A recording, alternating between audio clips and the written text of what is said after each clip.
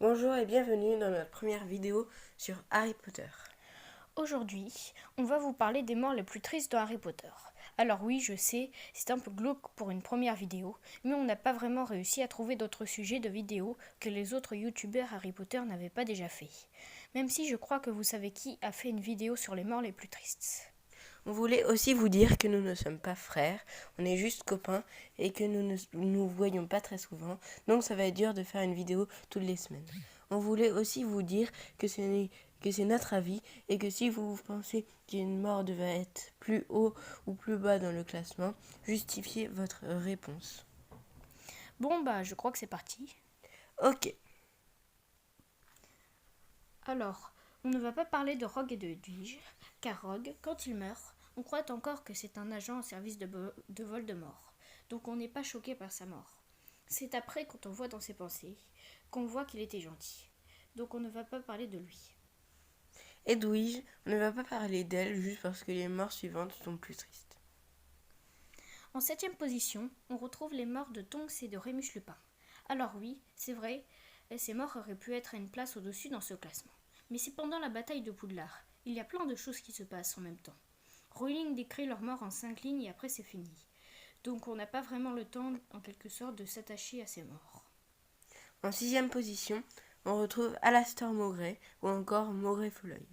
Lui, il mérite sa place dans le classement car, comme tout le monde le sait, il meurt pendant le septième tome de Harry Potter, mais pas pendant la bataille de Poudlard.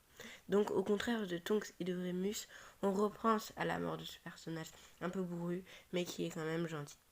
Je trouve que Rowling a eu raison de lui rendre un petit hommage en citant encore quelques pages lorsqu'il avait perdu son œil. En cinquième position, on retrouve Cédric Diggory. On va pas se mentir, il était BG, il avait la classe, mais il était à Poufsouffle. La maison la plus nulle. Désolé pour les Poufsouffles. Donc sa mort est très triste, mais pas ultra triste. On le met quand même haut dans le classement, car on s'était tout de même attaché à ce personnage qui allait gagner avec Harry le tournoi des 3 sorciers et qui était ultra badass en sortilège. En quatrième position, on retrouve Dumbledore. Attendez, je vais vous expliquer. Je trouve qu'à 115 ans, il faut mourir. Oui, ça nous a fait un gros choc, mais bon, de toute façon, il devait mourir à cause de sa main. Vraiment, le gros argument, c'est qu'il avait 115 ans. Aussi, dans le tome 7, on apprend qu'il n'est pas si gentil que ça. Voilà, donc je trouve qu'il mérite vraiment sa place dans le classement. En troisième position, on retrouve Fred, un personnage qu'on adore tous les deux. Mort très très triste, je trouve. Pourquoi c'est pas George qui serait mort? Oui, je sais, je suis horrible. En plus, je préfère Fred à George, un peu plus rigoleur, bagarreur, etc. Mort comme Remus et Tonks pendant la bataille de Poudlard, Rowling nous décrit vraiment sa mort avec Percy qui ne veut pas lâcher le corps de son frère. Je déteste cette mort. En deuxième position, on retrouve Sirius Black. Oui, cette mort aurait pu être à la première position. D'ailleurs, initialement, on l'avait mis en première position, mais pour des raisons qu'on vous expliquera quand on dira la mort la plus triste, on a mis cette mort en deuxième position. Il meurt dans le cinquième tome. Bellatrix Lestrange le tue pendant la bataille au ministère. C'est la seule personne qui est dans la même famille que Harry en tant que sorcier. On s'attendait vraiment pas à ça. Ça nous a fait mal. Et en première position, on retrouve Dobby. Donc déjà, c'est le prénom de notre chaîne. En quelque sorte, on voulait rendre hommage à ce petit elfe qui adorait Harry. Donc quand on doit mettre un pseudo, on met souvent Dobby. Oui, je sais, c'est très intéressant. C'est encore Bellatrix qui l'a tué. Pourquoi elle existait, celle-là? Avec un couteau dans le septième tome d'Harry Potter.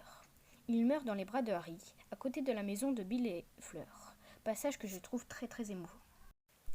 Bon bah voilà, je crois que ce top 7 est fini. N'hésitez pas à mettre en commentaire des vidéos que vous voudriez qu'on fasse.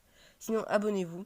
Je vais pas le faire à chaque vidéo parce que je n'aime pas trop les youtubeurs qui demandent de s'abonner et de mettre un pouce bleu 5 fois dans leurs vidéos.